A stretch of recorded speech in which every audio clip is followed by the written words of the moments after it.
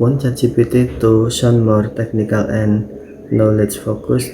Here's how to switch it to nerdy tone and on your Samsung Galaxy A56.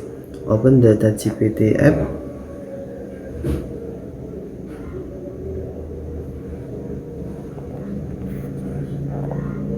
Tap the menu icon to open the sidebar.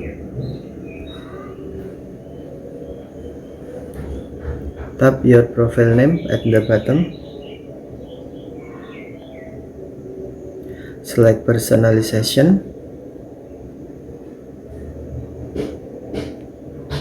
Then tap Base Style and Tone.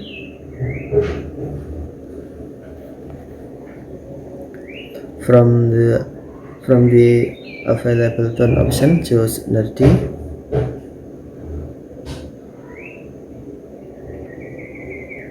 Once selected, ChatGPT will respond in a more detailed and analytical way.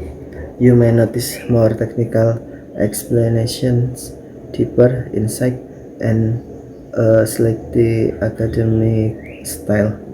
This mode is perfect for learning, research, coding discussion, science topics, or when you want more in-depth answers.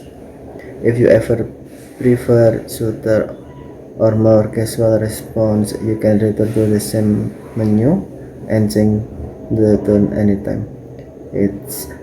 That's it.